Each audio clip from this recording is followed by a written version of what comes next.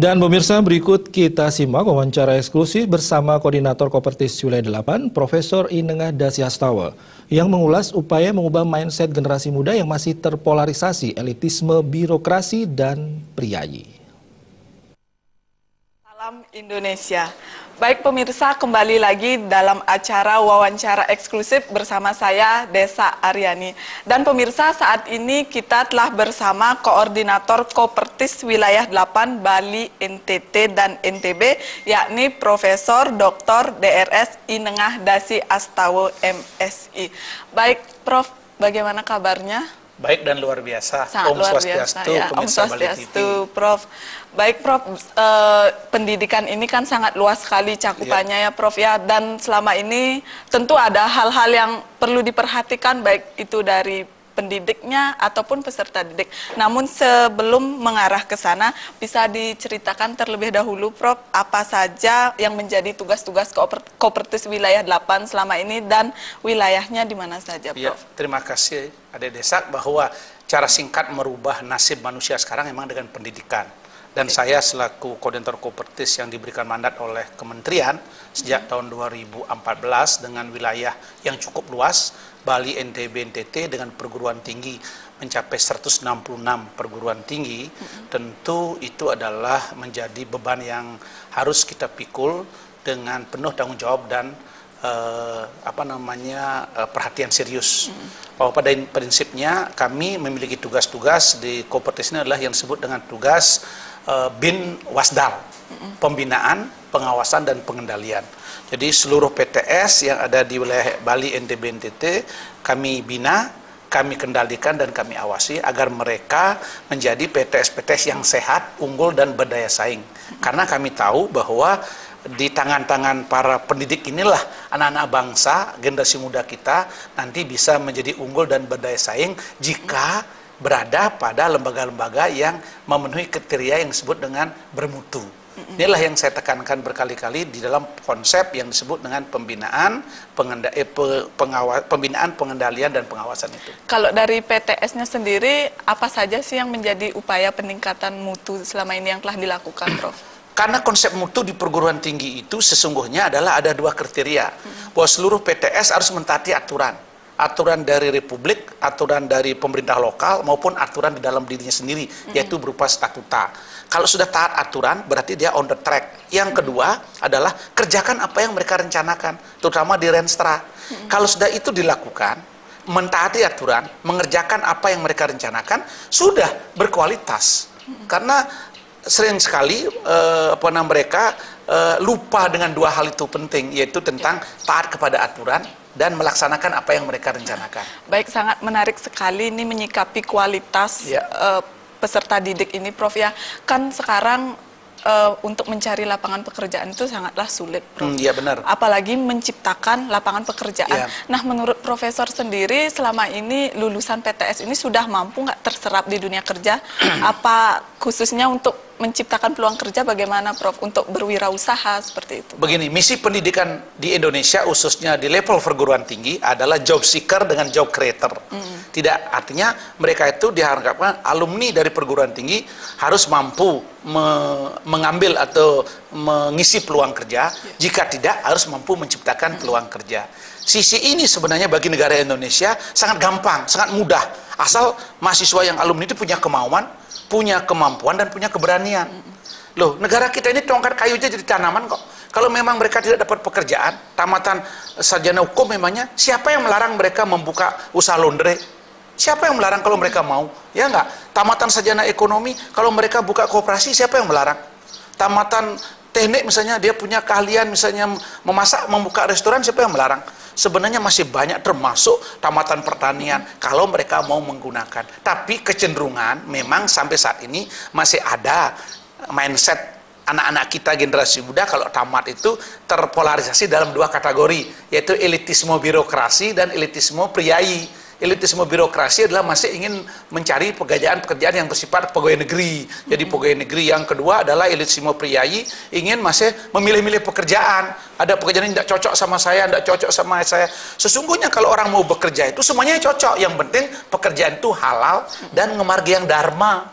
Kan begitu intinya menurut konsep kita. Berarti kalau dilihat dari peluang untuk berwirausaha itu sangat luas ya, Prof. Ya? Sangat. Di Indonesia kalau tidak salah, beberapa pejabat yang mengatakan bahwa kita ini baru kurang dari 2% jadi pengusaha. Padahal negara maju, dilihat dari ekonominya, jika 2,5% penduduknya berwirausaha. Berarti kalau kita kurang dari 2%, sekitar 1,6, maka masih ada peluang lagi untuk menjadi wirausaha.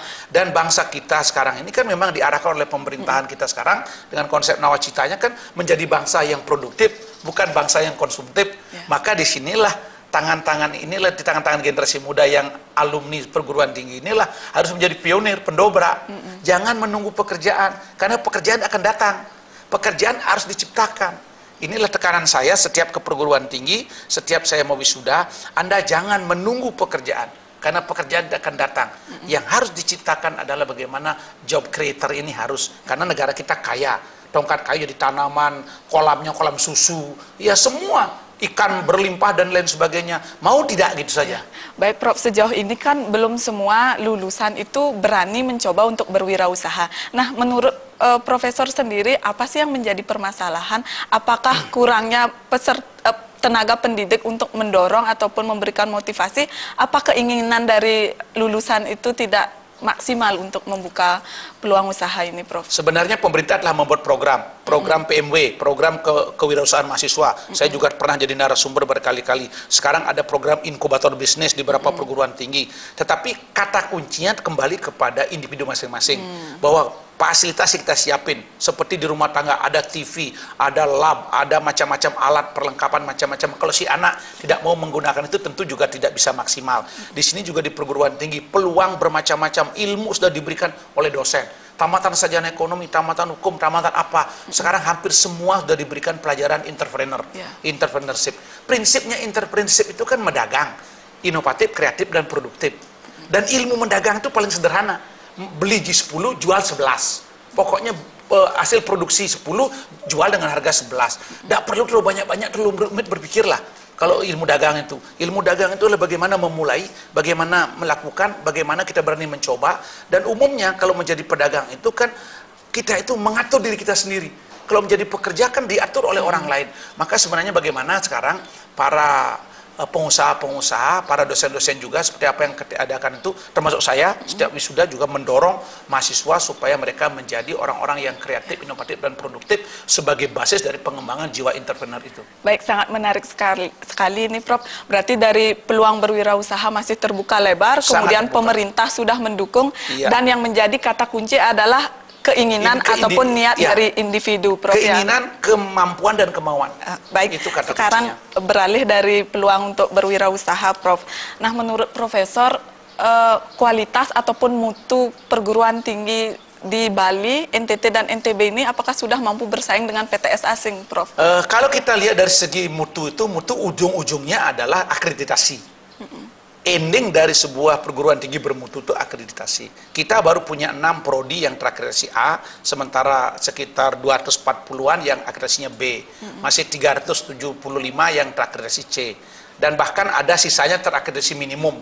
Itu artinya masih perlu kita pertingkatkan. Karena maklum apa? Di daerah-daerah Bali, khususnya di daerah Bali, NTB, NTT ini, hanya Bali, Kota Mataram, dan Kota Kupang yang tidak termasuk 3T. Yang lainnya termasuk 3T. 3T itu artinya apa? PTS itu kalau saya petakan relatif minimum dananya, minimum orangnya, minimum juga alatnya. Jadi dana, orang, dan alat, kalau kita singkat doa lah. Dana, orang, dan alat minimum, karena kondisi. Tetapi saya melihat spiritnya untuk memajukan daerahnya. Spirit para pengelola dan badan penyelenggara memajukan sekolahnya, pendidikannya dengan kondisi yang sangat minimum itu luar biasa. Yang penting kan sudah ada spirit ini. Di daerah-daerah pinggiran, misalnya di Alor, di Rote, itu daerah-daerah pinggiran itu spiritnya luar biasa. Berarti kedepannya akan selalu diupayakan oleh Kopertis Wilayah 8 ini ya, Prof, ya, untuk mencapai hal tersebut. Kita terus mendorong, setiap saat saya mendorong, saya hampir setiap saat ke PTS. Baik, Prof, terakhir nih, Prof, apa sih yang ingin Prof sampaikan terhadap para generasi muda ataupun tenaga pendidik untuk mencapai mutu pendidikan yang berkualitas serta nantinya mampu menciptakan peluang usaha, Prof? Terhadap anak didik, ingat ungkapan ini, Tidak ada yang bisa merubah nasibmu kecuali dirimu sendiri, termasuk orang tuamu. Hanya dirimu lah yang bisa merubah nasibmu menjadi lebih baik. Tidak bagi pendidik, jangan berhenti belajar. Belajar itu sepanjang masa, sepanjang hidup, dan jangan lagi menjadi hanya mengajar saja. Tingkatkanlah ilmu mendidik. Dosen yang baik adalah pintar mengajar dan pintar mendidik. Jangan hanya pintar mengajar tanpa memperhatikan aspek pendidikan kepada generasi muda kita, karena mereka akan menjadi estafet pemegang kendali bangsa kita ini menuju bangsa yang lebih tinggi peradabannya. Baik pemirsa, menarik sekali perbincangan kita dengan Koordinator Kopertis Wilayah 8, khususnya bagi generasi muda dalam memanfaatkan peluang usaha. Pemirsa, demikian tadi perbincangan kami. Saya Desa Aryani pamit undur diri. Terima kasih atas perhatian Anda dan salam Indonesia.